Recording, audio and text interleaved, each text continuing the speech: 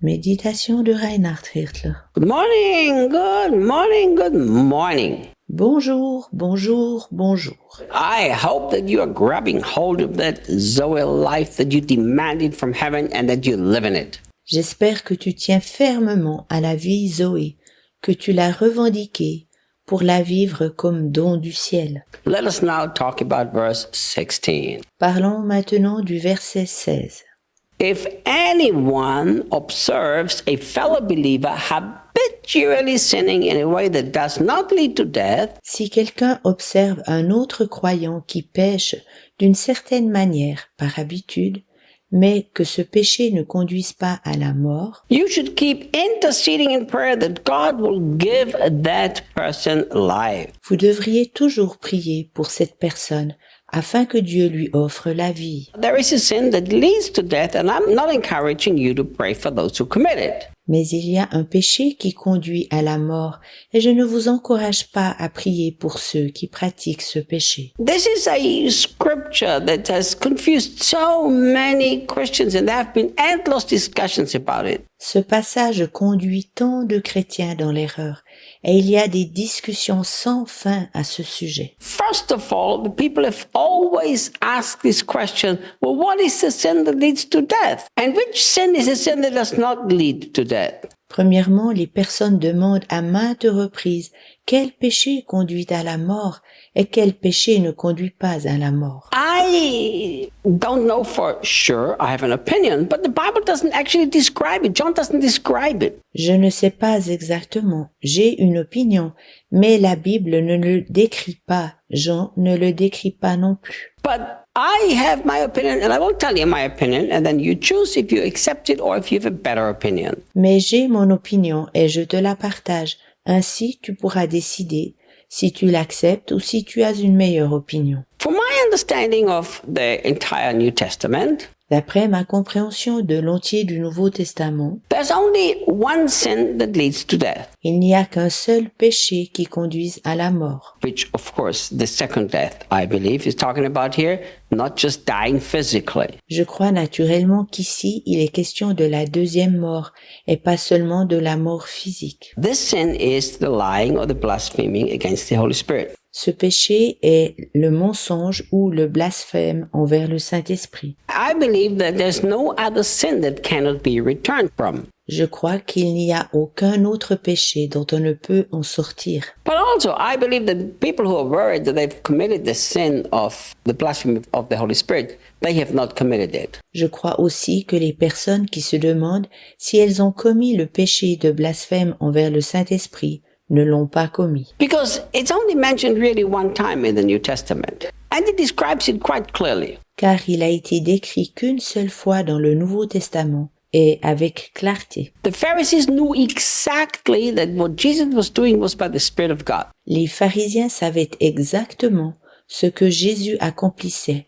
Il le faisait par l'Esprit de Dieu. And they said he's doing it by the power of the devil. Toutefois, ils disaient qu'il accomplissait cela par la puissance du diable. So they were not confused and they did not understand and therefore they said something wrong. No, they understood it exactly. Ils n'étaient pas désorientés et n'avaient pas mal compris quelque chose pour le redire faussement. Non, ils avaient très bien compris. And they had no desire to repent. Mais ils ne désiraient pas se repentir. Because remember, there are Pharisees that got saved. Pense au fait qu'il y avait aussi des pharisiens qui ont été sauvés. Saul was one of them. Saul était l'un d'eux. So when it talks here about the blasphemy of the Holy Spirit, it's those who consciously attributed to the devil what actually was the work of the Holy Spirit and that didn't want to change their mind about it. Alors, s'il est parlé du péché envers le Saint-Esprit, il s'agit de ceux qui accordent volontairement l'œuvre du Saint-Esprit au diable et qui ne désirent pas changer leur opinion à ce sujet. Therefore, I believe that John is talking about only when people have made this decision. There's no need to even pray for them. C'est pourquoi je crois que Jean parle qu'une fois que ces personnes ont pris cette décision, il n'est même pas nécessaire de prier pour elles. Let's see what John says we should do in this case if people do not sin the blasphemy against the Holy Spirit. Regardons ce que Jean dit que nous devrions faire dans le cas où les personnes n'ont pas commis le péché du blasphème envers le Saint-Esprit. The first thing John is saying here, habitually sinning, and he's already described that throughout this letter. Jean dit en premier ici qui pêche par habitude, et il a déjà décrit ceci dans cette lettre. That means people who keep repeating the same sin over and over again. Cela veut dire des personnes qui commettent toujours et toujours le même péché. And it is written in the present tense and in the active voice. It means you keep doing it. Cela est écrit au présent et à la forme active, ce qui signifie de toujours faire la même chose. Here is what John says what we should do. Jean nous dit ce que nous devrions faire dans un tel cas. Look how the Passion puts it, that we shall keep interceding in prayer that God will give that person life. Regarde comme c'est traduit dans la Passion. Nous devrions toujours intercéder pour cette personne afin que Dieu offre la vie à cette personne. But I don't believe that it means to keep interceding for this person. Mais je ne crois pas que cela signifie que nous devrions toujours prier pour cette personne. Because the same word that the Passion translates here, interceding, is the same word that is used before in the previous verse where it says to demand or to require.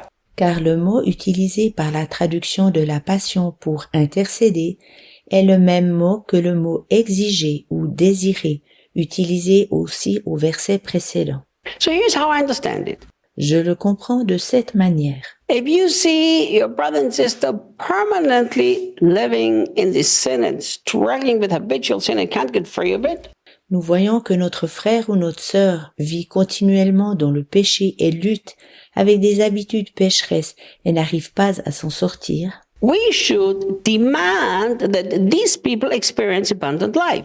Nous devrions alors exiger ou désirer que cette personne ait une vie en abondance. Because it literally says in the Greek that, and he will receive life. And it's again the word Zoe.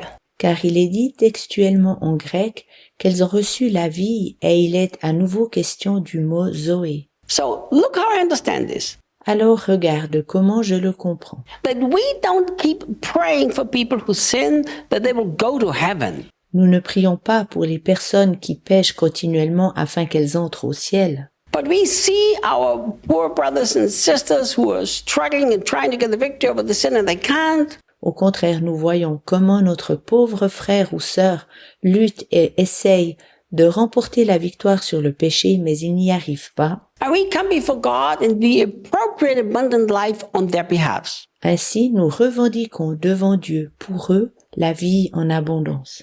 In other words, I say, God, it is not right that my brother is permanently overcome from this struggle. This is not what it's supposed to be. En d'autres mots, je dis, Dieu, ce n'est pas juste que mon frère soit constamment vaincu dans cette lutte.